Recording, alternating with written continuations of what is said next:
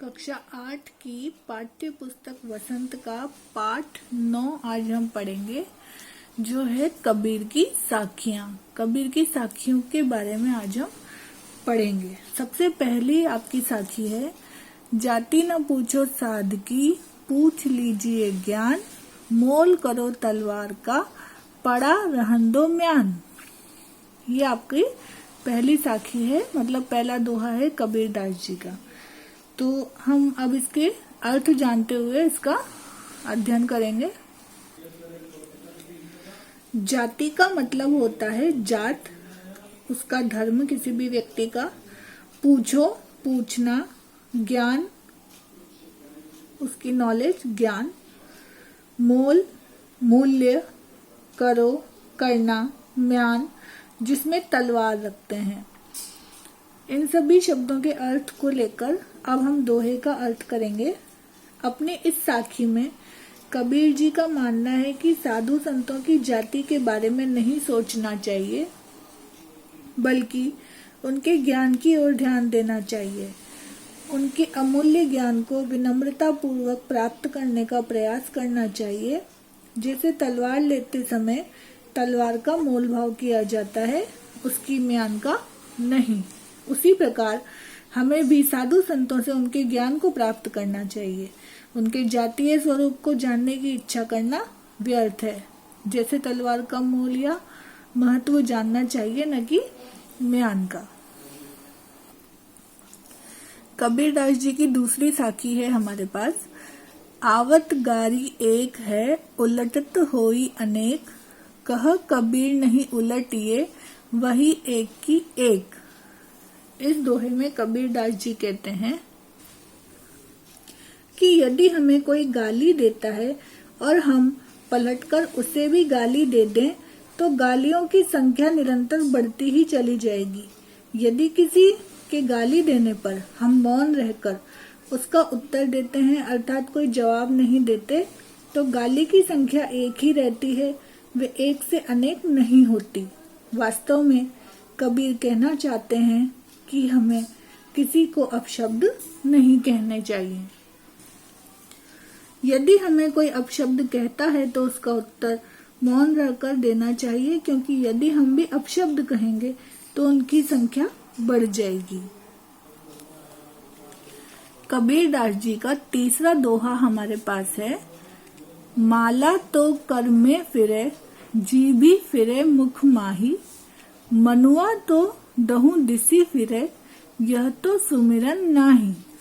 इस दोहे में जो कठिन शब्द आपके पास आए हैं वे हैं, यहाँ पर माला का अर्थ है मनकों की माला, मोतियों की माला, जिसके मनकों को गिन गिन कर ईश्वर का नाम लिया जाता है। कर का मतलब यहाँ पर है हाथ, फिरे मतलब चलती है, जीभी जीभ, मुख मुंह, माही में, मनुआ का मतलब है मन, दहु दिशि का मतलब होता है दसों दिशाओं की ओर, तव तो, सुमिरन का मतलब होता है ईश्वर का स्मरण करना, नाही का मतलब है नहीं।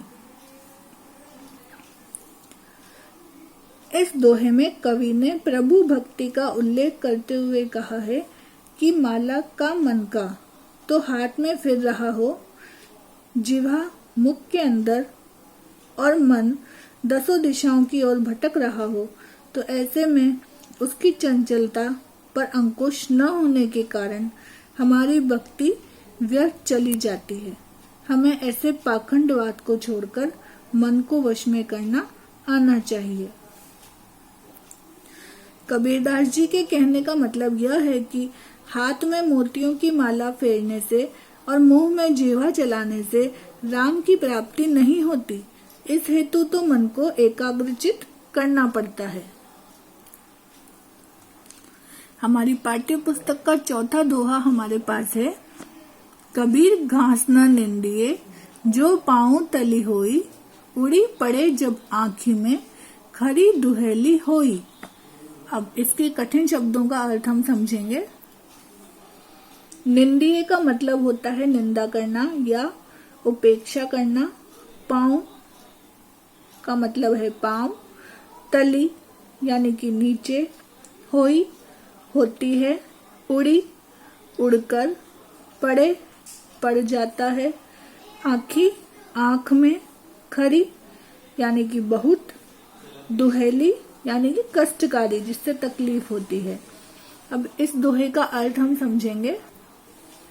कबीर का मानना है कि पांव के नीचे की घास को भी निर्बल या कमजोर नहीं समझना चाहिए, क्योंकि इसका तिनका यदि उड़कर आंख में पड़ जाए तो अत्यधिक कष्टकारक होता है। अर्थात हमें समाज में निम्न वर्गीय, कमजोर व निर्धन लोगों की कभी भी उपेक्षा नहीं करनी चाहिए, क्योंकि अगर ये शक्ति पा जाएं तो गहरा आघात पहुंचाते हैं। कबीर ने घास की निंदा करने से मना किया है, क्योंकि भले ही पांव तले रौंदी जाने वाली घास निर्बल होती है, लेकिन यदि उसका कोई तिनका आंख में पड़ जाए तो वह अत्यधिक कष्टकारी होती है। कवि के कहने का तात्पर्य है कि किसी मनुष्य को कभी छोटा या कमजोर नहीं समझना चाहिए। शक्ति पाकर वह भी कष्ट पहुंचा सकता है। पांव तले रौंदी जाने वाली घास का तिनका यदि आंख में पड़ जाए तो अत्यधिक कष्ट देता है। जैसे कोई छोटा या कमजोर व्यक्ति यदि शक्तिवान बन जाए तो गहरा आघात पहुंचा सकता है। पांचवा और अंतिम दोहा हमारे पास है। जग में बैरी कोई नहीं, जो मन शीतल होए, या आपा को डारी दे, दया करे सब कोई। इसके कठिन शब्दों का अर्थ है, जग मतलब संसार, बैरी यानी कि दुश्मन, नहीं का मतलब है नहीं, मन का मतलब है हृदय, शीतल का मतलब है शांत, होय होता है, आपा अहंकार, दया का मतलब है करुणा, करे का मतलब है करना, कोई का मतलब है कोई। अब इसका अर्थ हम समझेंगे। अपनी इस साखी में कबीर का कहना है कि यदि व्यक्ति का मन शांत और निर्मल होता है तो संसार में उसका कोई शत्रु नहीं होता। इसलिए मनुष्य को अपने अंदर का अहंकार त्याग देना चाहिए, क्योंकि अहंकार का त्याग करने से मनुष्य के स्वभाव में छल कपट नहीं रहता। उसका हृदय निर्मल और पवित्र हो जाता है और ऐसा होने से सभी उस पर कृपा भाव बनाए रखते हैं। यहाँ पर आप देखिए कि आपके पाठ का नाम है कबीर की साखियां।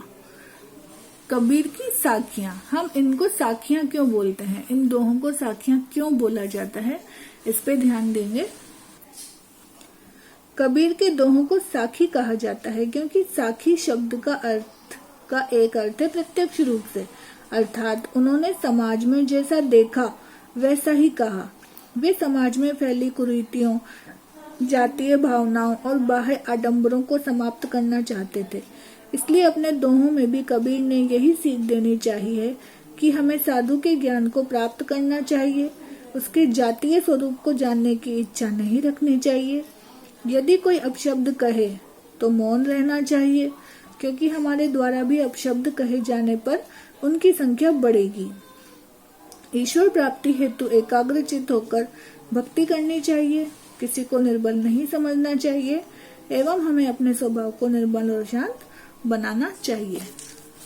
आप इन सब दोहों के अर्थ समझते हुए इनको पढ़ने का अभ्यास करें। धन्यवाद।